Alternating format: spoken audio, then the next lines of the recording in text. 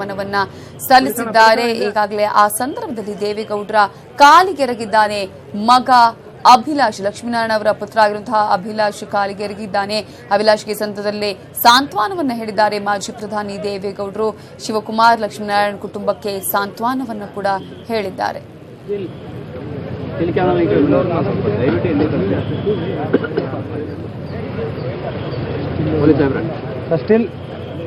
ನಮ್ಮ ಪಕ್ಷದ ಶಕ್ತಿ ನಮಗೆ 7 ದಿನವೇ ನಮಗೆ ಒಂದು ಆಧಾರ ಸ್ತಂಭವಾಗಿದ್ದರು. ಈ ಒಂದು ಟೆರರಿಸ್ಟ್ ಆಕ್ಟಿವಿಟೀಸಲ್ಲಿ ಅತ್ಯಂತ ಹೇಯವಾದ ಕೃತ್ಯದಿಂದ ದುರ್ಮರಣ ಹೊಂದಿದ್ದಾರೆ. ಅವರ ಆತ್ಮಕ್ಕೆ ಚಿರಶಾಂತಿ ಸಿಗಲಿ ಅಂತೇಳಿ ದೇವರಲ್ಲಿ ಪ್ರಾರ್ಥನೆ ಮಾಡ್ತೇನೆ. ಅವರ ಕುಟುಂಬದವ್ರಿಗೆ ಈ ದುಃಖವನ್ನು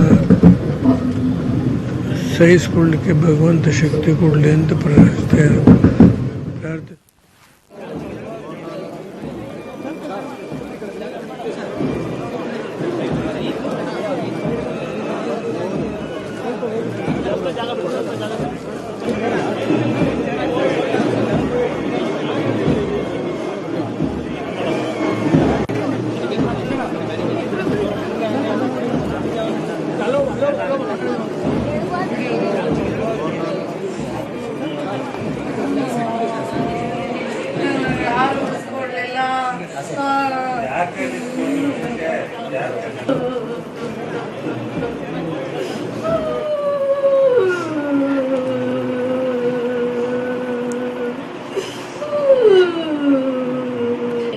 ನಾನು ಕಳ್ಕೊಂಡ್ಬಿಟ್ಟಲ್ಲ.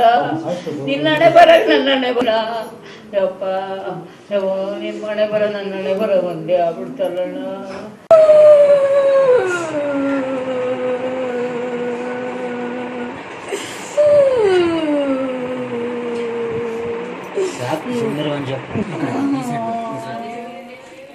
ಈಗಾಗಲೇ ಲಕ್ಷ್ಮೀನಾರಾಯಣ ಹಾಗೆಯೇ ಶಿವಕುಮಾರ್ ಅವರ ಪಾರ್ಥಿವ ಶರೀರದ ದರ್ಶನವನ್ನ ಪಡೆದಿದ್ದಾರೆ. ಸಿಎಂ ಕುಮಾರಸ್ವಾಮಿ, ಮಾಜಿ ಪ್ರಧಾನಿ ದೇವೇಗೌಡರು ಈಗಾಗಲೇ ದರ್ಶನವನ್ನು ಪಡೆದಿದ್ದಾರೆ. ಅವರ ಕುಟುಂಬಸ್ಥರಿಗೆ ಸಾಂತ್ವನವನ್ನ ಕೂಡ ಹೇಳಿದ್ದಾರೆ. ಮಾಜಿ ಪ್ರಧಾನಿ ಎಚ್.ಡಿ. ದೇವೇಗೌಡ ಅವರು ಅಂಬೇಡ್ಕರ್ ಮೈದಾನದಲ್ಲಿ ಅಂತಿಮ ದರ್ಶನಕ್ಕೆ ಅವಕಾಶವನ್ನ ಕಲ್ಪಿಸಲಾಗಿತ್ತು. ಲಕ್ಷ್ಮೀನಾರಾಯಣ ಹಾಗೆಯೇ ಶಿವಕುಮಾರ್ ಅವರ ಪಾರ್ಥಿವ ಶರೀರವನ್ನ ಅಲ್ಲಿ ಇಡಲಾಗಿತ್ತು. ಸಾರ್ವಜನಿಕ ದರ್ಶನಕ್ಕೆ ಕೂಡ ಅವಕಾಶ ಮಾಡಿಕೊಡಲಾಗಿತ್ತು. ಈ ಸಂದರ್ಭದಲ್ಲಿ ಮಾಜಿ ಪ್ರಧಾನಿ ದೇವೇಗೌಡರು ಕೂಡ ಅಂತಿಮ ನಮನವನ್ನ ಸಲ್ಲಿಸಿದ್ರು. ಹಾಗೆಯೇ ಸಿಎಂ ಕುಮಾರಸ್ವಾಮಿ ಅಂತಿಮ ನಮನವನ್ನ ಸಲ್ಲಿಸಿದ್ರು. ಎರಡೂ ಕುಟುಂಬದವರಿಗೂ ಕೂಡ ಸಾಂತ್ವನವನ್ನ ಹೇಳಿದ್ದಾರೆ. ಬಾಂಬ್ ಬ್ಲಾಸ್ಟ್ ಪ್ರಕರಣದಲ್ಲಿ ಕನ್ನಡಿಗರ ಸಾವನ್ನಪ್ಪಿರುವಂತಹ ಪ್ರಕರಣಕ್ಕೆ ಸಂಬಂಧಪಟ್ಟ ಹಾಗೆ ಪಾರ್ಥಿವ ಶರೀರದ ದರ್ಶನವನ್ನ ಪಡೆದುಕೊಂಡಿದ್ದಾರೆ. ಅನಂತರ ಅಂಬೇಡ್ಕರ್ ಮೈದಾನದಿಂದ ನೇರವಾಗಿ ಇಬ್ಬರ ಸ್ವಗ್ರಾಮಕ್ಕೂ ತೆರಳಿ ಅಲ್ಲಿ ಅಂತ್ಯ ಸಂಸ್ಕಾರ ನೆರವೇರುತ್ತೆ.